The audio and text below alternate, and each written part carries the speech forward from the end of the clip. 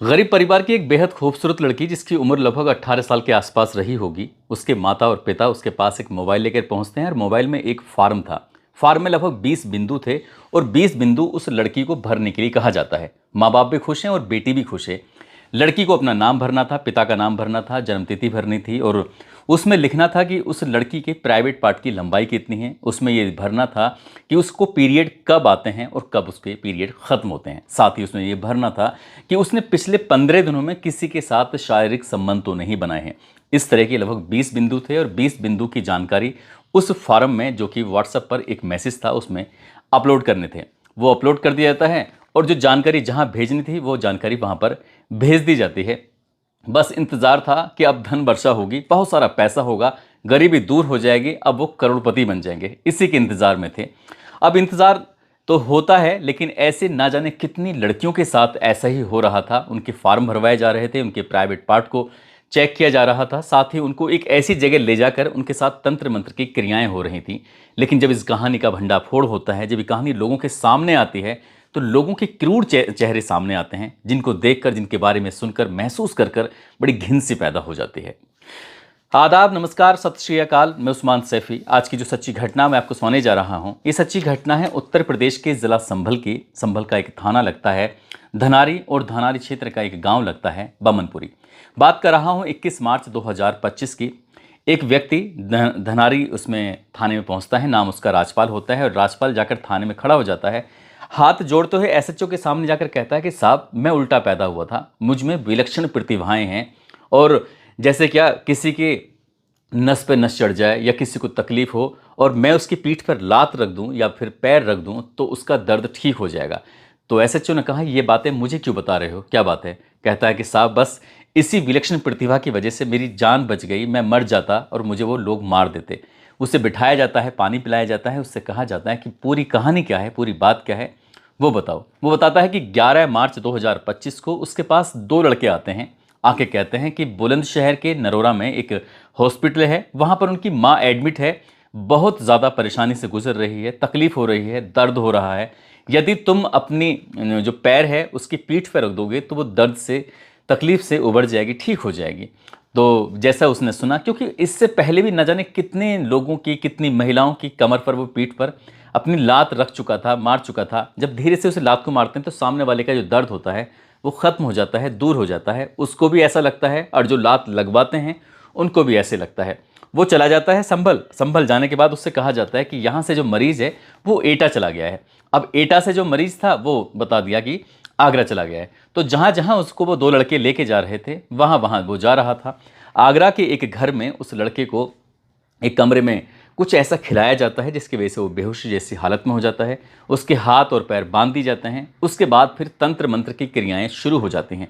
अचानक ही उसकी आंख खुल जाती है, वो जाग जाता है और जैसे ही जागता है उसकी चीखें निकल जाती हैं। उसको लग रहा था कि सामने वाले जो लोग हैं उसको वो मार देंगे, उसको ख़त्म कर देंगे, क्योंकि आगे जो भी उसने कमरे में जो दृश्य, जो चीज़ें देख रहा था, उसको देखकर वो बहुत बुरी तरह से डर जाता है।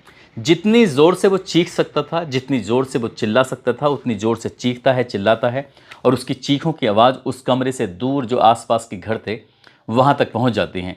लोगों को लगता है पता नहीं इस घर के अंदर से इतनी चीखने की, इतनी चिल्लाने की आवाज़ें क्यों आ रही हैं। तो लोग उस घर की तरफ दौड़कर आते हैं और जैसे आकर दौड़कर आते हैं वहाँ एक व्यक्ति को बंधा हुआ देखते हैं। उस व्यक्ति को आज़ाद किया जाता है और आज़ाद करने के बाद वो व्यक्ति वहाँ से भाग जाता है। आखिरकार पुलिस को शुरू में लग रहा था कि जैसे ये कोई कहानी सुना रहा है, जैसे पिक्चरों में होता है वैसे सुना रहा है, लेकिन जैसे उसने बार बार पुलिस को कहा तो पुलिस ने इस मामले को गंभीरता से लिया और गंभीरता से लेने के बाद उसने उन दो व्यक्तियों की तलाश करने की बात कही। वो कैसे मिले, तो उसने कहा कि गाँव के ही दो लड़के हैं। उन दो लड़कों की एक लाखन है और एक है रिंकू। उनकी वजह से उन दो लड़कों से मुलाकात हुई थी। आखिरकार लाखन और रिंकू की वजह से पुलिस अर्जुन और अजय और दुर्जन तक पहुंच जाती है। कुल मिला के पुलिस ने 4 लोगों को डिटेन किया था और डिटेन करने के बाद ये जानने की कोशिश की कि आखिरकार तुमने इसके साथ ऐसा क्यों किया है। तो जो लोग उसको लेके गए थे उनको 5 लाख रुपए का ऑफर मिला था कि आप हमें एक ऐसा व्यक्ति लाइए जो उल्टे पैरों का पैदा हुआ है। जो कुछ लोग सर की तरफ से बाहर निकलते हैं जब पैदा होते हैं, कुछ लोग ऐसे होते हैं, बच्चे ऐसे होते हैं जो पैरों की तरफ से पैदा हो जाते हैं। तो कहते हैं कि वो उल्टे पैदा हुए हैं और उनमें विलक्षण प्रतिभाएं होती हैं। तो ऐसे ही वो लोगों का इलाज कर रहा था। अब उसको नहीं पता था कि वो इलाज के बहाने इसको लेके जा रहे हैं और उसकी शायद बलि देने की तैयारी चल रही थी, लेकिन उसकी जान बच जाती है।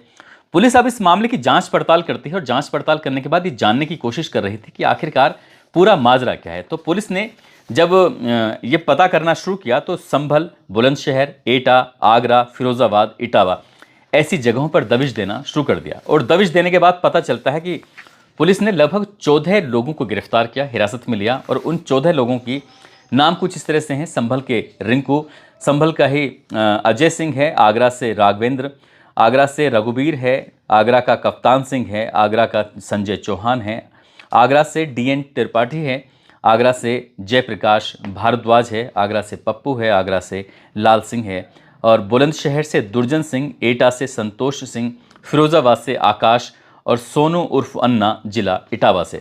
इस तरह से 14 लोगों की लिस्ट जब सामने आती है, उनको गिरफ्तार किया जाता है, उन्हें पकड़ा जाता है, उनसे पूछताछ की जाती है, तब कुछ चौंकाने वाली बात सामने आती हैं। और कुछ चौंकाने वाली बात कुछ इस तरह से होती है कि उसमें ग्रुप बने हुए थे। एक कम पढ़े लिखे लोगों का ग्रुप था, एक जो ज़्यादा पढ़े लिखे लोग थे उनका ग्रुप था। जो कम पढ़े लिखे लोग थे वो गांव-गांव जाते थे और गांव-गांव जाने के बाद घूमते थे जैसे कि एकदम बैरागियों की तरह। अचानक ही कोई व्यक्ति मिल जाए, खासकर सुंदर अगर लड़की दिखाई दे जाए, तो सुंदर लड़की के देखने के बाद और ये पता चल जाए कि ये गरीब स्थिति में है, तो उसके माता पिता से ज़रूर संपर्क किया जाता था। उनसे कहते थे कि तुम्हारे पास तो इतनी दौलत इकट्ठी हो सकती है, तुम्हें इस बात का अंदाज़ा भी नहीं है। कुछ वो रास्ते बताते थे, कहते थे कि अगर तुम हमें 20 नाखूनों वाला एक कछुआ ला के दे दो, हम आपको लाखों रुपए दे देंगे। साथ ही उल्लू ला कर दे दो। उल्लू के बारे में कुछ स्पेशल विशेष कैटेगरी बताई जाती थी, ऐसा उल्लू मिल जाए तो तब भी हम तुम्हें लाखों रुपए दे देंगे। अगर 2 मुंह वाला सांप मिल जाए, एक बताते हैं कि 2 मुंह वाला जिसे दुमई भी बोलते हैं, ऐसा सांप होता है। साथ ही वो कहते थे कि तुम्हारे पास विशेष नंबर, कुछ नंबरों के बताया करते थे, इस नंबर का नोट अगर तुम्हारे पास है तब भी हम तुम्हें लाखों रुपए दे सकते हैं। वो कहते थे कि अगर तुम्हारे गांव में कहीं भी आसपास कोई ऐसा व्यक्ति हो जो उल्टा पैदा हुआ हो, तब भी हम तुम्हें लाखों रुपए दे सकते हैं। इस तरह के ऑफर देते थे। साथ ही कहते थे कि अगर तुम चाहो तो लाखों नहीं बल्कि करोड़ों रुपए कमा सकते हो। इसके लिए तुम्हें कुछ छोटी सी प्रक्रियाएं हैं, उनसे गुजरना होगा, उनकी जानकारी देनी होगी। गरीब होते थे तो लाखों करोड़ों की बात सुनने के बाद उनकी बातें सुनने के लिए तैयार हो जाया करते थे। कुल मिलाकर जी खासकर ऐसी लड़कियों को टारगेट करते थे जो बहुत ज़्यादा सुंदर हो, ऐसी लड़कियों को टारगेट करते थे जिसकी लंबाई 5.5 फुट से ज़्यादा हो, और ऐसे लोगों को टारगेट करते थे जो गरीब हो, उनकी बातें सुन सकें। अब इस तरह का होता था। और आगे वो जो व्यक्ति तैयार हो जाया करते थे तो उनको एक फार्म देते थे, और फार्म में कुछ जानकारी होती थी, और जानकारी जिस तरह की होती थी उसमें व्हाट्सएप पर एक पूरे फार्म होता था, और फार्म में लिखा होता था कि नाम क्या है, उसके आगे भरना होता था, पिता का नाम, माता का नाम, जन्म तिथि, सरनेम, गोत्र, उम्र। अब लड़की को ये भी देखना जानकारी देनी पड़ती थी कि जो मासिक धर्म शुरू होता है, माहवारी शुरू होती है, यानी कि पीरियड शुरू होते हैं, कौन सी तारीख से होते हैं, कब तक रहते हैं, उसकी भी तारीख उसमें मेंशन करनी पड़ती है। लंबाई कितनी है, प्राइवेट पार्ट की लंबाई कितनी है उसको नाप कर देना है। साथ ही उसकी खुद की लंबाई कितनी है, 5.5 फुट से कम नहीं होनी चाहिए। वजन भी देना है कि वजन कितने किलोग्राम है, कितने किलो है और कितने ग्राम में है। साथ ही शादी हुई है नहीं हुई है। उनके टारगेट पर सिर्फ कुंवारी लड़कियां ही होती थीं, अनमेरिड लड़कियां होती थीं जिनकी शादी नहीं हुई होती थी। साथ ही शरीर पर कभी कोई मुहासा तो नहीं निकला था, कटे का और जले का कोई दाग तो नहीं है, कोई तिल और मस्सा तो नहीं है, क्या प्राइवेट पार्ट पर तिल या मस्सा है कि नहीं है। साथ ही वो पूछते थे कि कभी तुम्हें भविष्य भूतकाल में यानी कि पास्ट में कभी तुम्हें किसी कुत्ते ने तो नहीं काटा था, किसी बिच्छू ने तो नहीं काटा था, कभी कोई ऑपरेशन तो नहीं हुआ है, क्या आप जेल गए हैं या नहीं गए हैं। और साथ ही प्राइवेट पास के आसपास तिल के बारे में आपको बताया गया, क्या आपने पिछले 15 दिनों में किसी के साथ शारीरिक संबंध तो नहीं बनाए थे। कुंवारी लड़की है तो क्या हुआ, लेकिन किसी के साथ अगर शारीरिक संबंध बनाए तो आप इसके लिए एलिजिबल नहीं हैं, योग्य नहीं है, अयोग्य घोषित कर दिए जाएंगे। आपके शरीर पर किसी भी हिस्से पर कहीं कोई टैटू तो नहीं बना हुआ है, और कभी आपने कभी गाय या सूअर का मांस तो नहीं खाया है, और आज की लाश की तारीख। इस तरह से एक फार्म भरना होता था। फार्म भरने के बाद वो कई बार वो फ़ोटो खींच के उसके कागज़ का वो लगाना भी पड़ता था, और लगा के वीडियो बना के फ़ोटो बना के उस व्हाट्सएप के ग्रुप में सेंड कर दिया जाता था। इसके बाद ये जो पहला ग्रुप है जो टारगेट को तलाश करता है, वो तो टारगेट को तलाश करने के बाद फिर वो दे देता है और ये पहुंच जाता है गुरु के पास। अब गुरु के पास जैसे ही पहुंचता है तो गुरु उसे कमरे में लेकर जाता है, उसके तन के एक एक कपड़े को वो उतारता है, उसको न्यूड अवस्था में बिल्कुल लिटा देता है, साथ ही उसको कुछ खाने के लिए दिया जाता है, जिससे कि वो बेहोशी की हालत में पहुंच जाती है। वो लड़की विरोध करने की स्थिति में इसलिए नहीं होती क्योंकि उसके माता, उसके पिता, कहीं ना कहीं उनकी भी सहमति होती है।